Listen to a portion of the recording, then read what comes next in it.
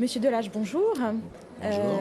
Vous êtes médiateur Romed, président de France Liberté Voyage, porte-parole des gens du voyage en France et vice-président de l'Union française des associations tziganes. Je vous remercie d'être ici avec nous aujourd'hui. Pourriez-vous nous expliquer très concrètement ce qu'est un médiateur Romed, quelles sont ses actions et peut-être nous présenter une journée type?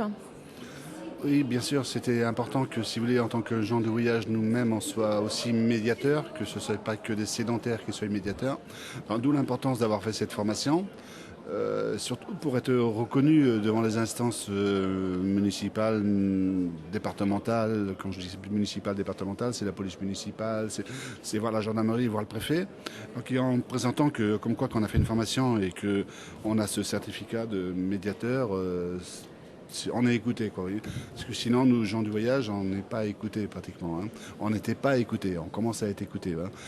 Donc cette formation a été enrichissante. Moi-même, maintenant, puisque j'ai fait cette formation, ceux qui m'accompagnent écoutent mon discours devant les responsables, soit municipal ou je vous dis, préfectoral. Donc si vous voulez, ça sert, le médiateur forme d'autres médiateurs indirectement, quoi, si vous voulez. Et toute l'importance. Alors je vais vous expliquer une petite anecdote, puisque oui, j'explique quelque chose par rapport à la médiation.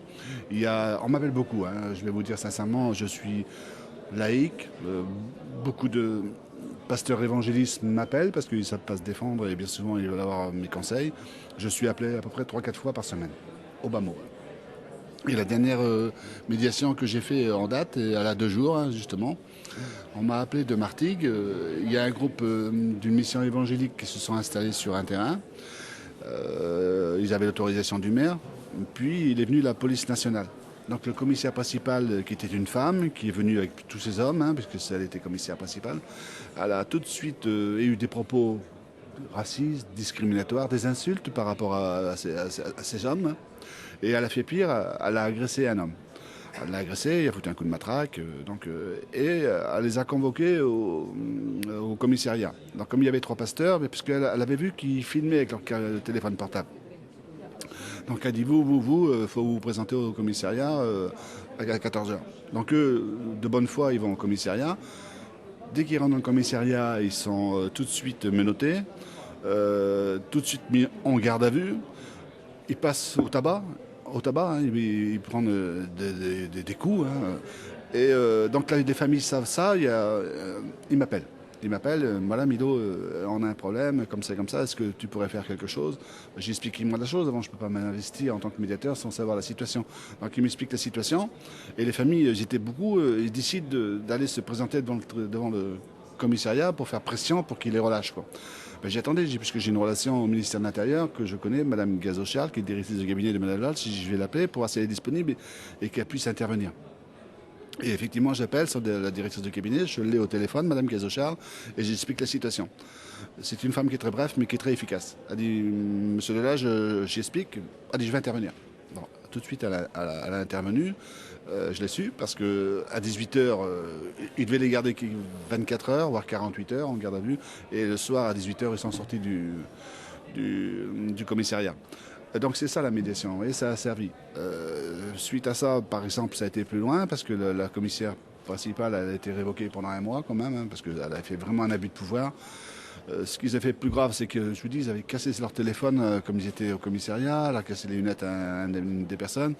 Mais bon, on avait de la chance parce qu'il y en avait un autre qui avait filmé, et qu'ils n'ont pas vu que celui-là il avait filmé, et on a un petit film qui va sortir pour montrer ça justement. Donc voilà, il y a vraiment du débordement, comme dans ces conditions-là, mais il n'y a pas que ce genre de situation qu'un médiateur peut intervenir. Il peut intervenir pour plein de choses, un médiateur. Tout ce qui concerne la scolarité, par exemple, des enfants. Ça nous arrive encore que dans certaines communes, les maires veulent, parce qu'on a un stationnement irrégulier, alors c'est assez vicieux, parce que bien souvent les maires ne respectent pas leurs obligations. Comme nous, on stationne sur la commune, ben oui, mais vous n'avez pas le droit de stationner. Ben, j'ai attendez, vous devez avoir un terrain d'accueil, vous ne l'avez pas fait. Oui, ben alors on ne prend pas vos enfants à l'école. Voilà. Ou alors on ne veut pas vous donner d'eau, on ne veut pas donner d'électricité. Donc il faut faire de la médiation, des fois avec les responsables d'EDF, avec les responsables du service des eaux. Et donc voilà un peu le rôle d'un médiateur qui m'est demandé régulièrement. Autre problème que l'on a en France actuellement, c'est que vu la difficulté du stationnement, beaucoup de gens du voyage ont acheté des terrains. pour plus dépendre d'être chassés. Donc c'est des terrains qui sont à eux, mais on n'achète pas un terrain constructible en tant que gens du voyage, parce que c'est pour mettre une caravane dessus ou alors plusieurs caravanes. Donc on a déjà des terrains agricoles. Et c'est juste terrain agricole, on a le droit d'avoir l'eau, l'électricité, simplement équipé avec les fuites, qui est normal. Hein. Et souvent, EDF ne veut pas donner l'électricité parce qu'il y a pression du maire, ou le maire ne veut pas qu'il donne l'eau. Donc la médiation sert aussi à ça, à rappeler la loi, parce qu'on a des jurisprudences qui nous ont permis justement de pouvoir avoir l'eau et l'électricité minimum 3 mois sur un terrain, puisque nous sommes itinérants. Et ça, c'est pas respecté par la majorité des communes. Donc ça aussi, la médiation, là, sert encore. Ouais. Donc il y a une multitude de choses que être médiateur, c'est important. Je vous remercie.